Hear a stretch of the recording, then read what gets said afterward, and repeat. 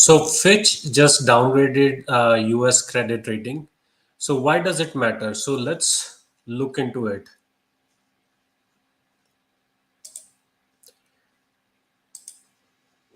So United States is considered one of the highly secured investment.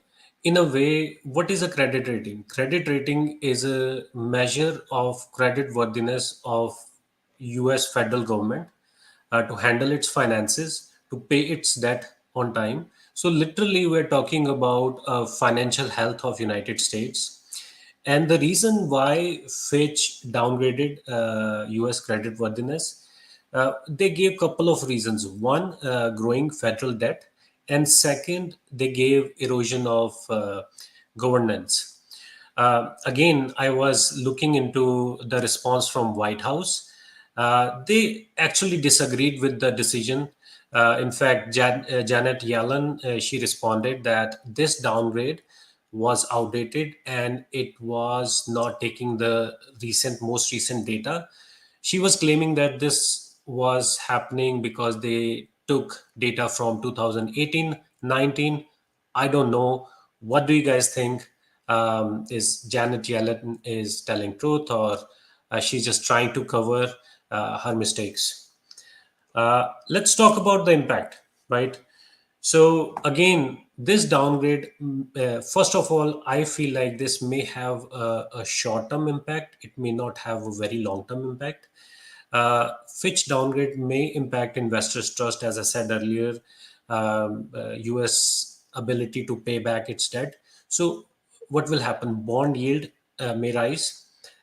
Investors may reduce their exposure to treasuries. Lower credit rating can raise interest rates on treasury bonds, which in turn can push the rates for everything like mortgages, your corporate bonds. So everything can get costlier going forward because of this. You already have seen there was a sell off in the market yesterday, and you may see that higher volatility going forward.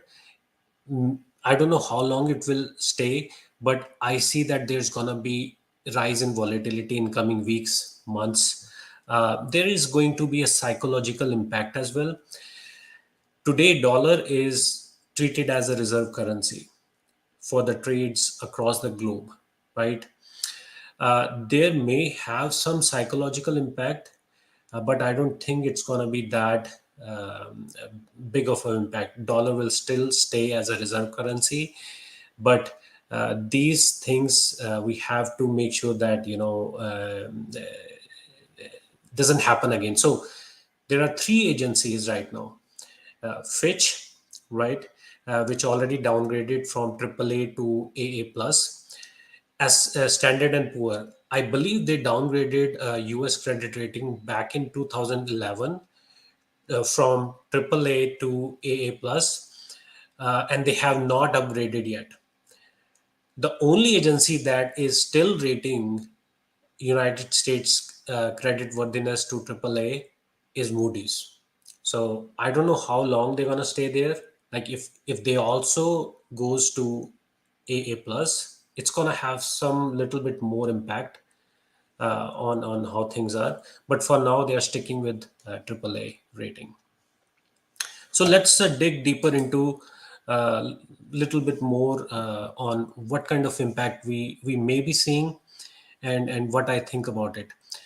Higher borrowing cost. As I said earlier, this downgrade can lead higher interest rates on US government bonds and other debt instruments. See, investors are going to perceive this as a risk, and they want they want higher yields on their investments. So that could result in, like, again, increased borrowing cost for the government, right, when they are issuing these debts, right. Second, weaken investor confidence because of very high credit worthiness of United States. There are a lot of investors, locally and from international. They invest in United States. So this may have a short term. Again, my thought is that it may not have a long term impact, but it may have a short term impact on that investor confidence. And you may see that there may be a capital outflow. So you probably saw there was a sell off yesterday. I believe it's probably gonna happen again going forward. The magnitude may vary day to day, but there may be a lot of volatility in the stock market as well. So I was talking about market volatility. So you already saw there was a sell-off in the market. You may see a lot of fluctuations, not only in stock prices, in exchange rates, in commodity prices. So all over the place, you may see a lot of volatility going forward. Impact on consumer borrowing, higher interest rates because of this downgrade can happen, may happen. So mortgages can become costly going forward. Your corporate debts can become costly going forward. So consumers are going to feel the pinch. So it's not very good, but they are going to feel the pinch. How much of an impact it will have, I don't know, but it will have some impact going forward. They're already feeling that pinch. So, hey, let's add a little bit more to this. Why not? Currency depreciation. So, because of this downgrade, US dollar may depreciate against other currencies. I don't know if other countries may devalue their currencies going forward. That may or may not happen, but that is one of the risks. Again, I talked about the risk of loss of reserve currency status, but I don't think that's gonna happen. Last one, in my opinion, a downgrade can prompt policymakers to implement austerity measures, fiscal tightening. That means that to restore the confidence in the economy and to reduce debt, there may have some short-term negative impact, like on the growth. Employment may go down, so there may be some impacts of this downgrade. In fact, I was reading news that billionaire investor Bill Ackman, he is shorting treasury bills. So he says that yields could hit around 5.5%. And his thought is that inflation is going to stay at around 3% for a longer period of time rather than 2%. So that's our his thoughts. What do you guys think? Let me know. Now let's look at how sectors and indexes are looking right now in outlier platform. First of all, I start my day by looking at this bull and bear list. One thing I noticed, there are very few buying opportunities today that I see, right? So August 3rd, I see like probably very few buying opportunities, but there are ton of in this sell side. I mean, the takeaway that I have it here is you're probably going to see more sell-off in coming days, weeks. Then people have less confidence in hey, let's go long term right now. Is it a good time to buy?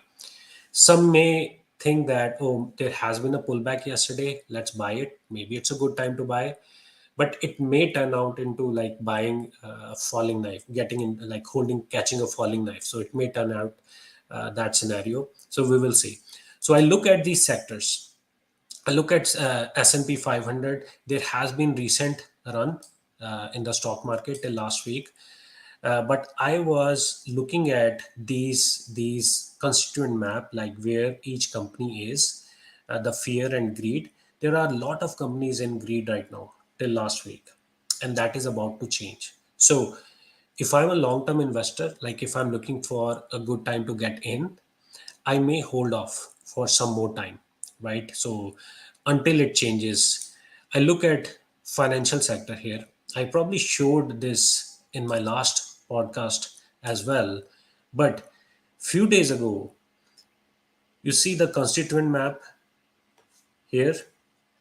Around 231 companies were in greed. What does that mean? That there is very less probability that it will keep on going up, but there is more higher probability that it will change direction and the market correction may happen. So I decided to stay out of the market from last few weeks. I may have missed on few opportunities, but that's fine because I believe that correction was due, and you may see that is going to happen. So again, I just look at these sectors at indexes right now. I'll just probably sit out of the market. I have a couple of position open, which are put contracts, so which is good. But apart from that, I have decided to stay out of the market for now. And I will see you all next week on Tuesday and Thursday. Chris will cover on Monday and Wednesday. Uh, Thank you guys for joining.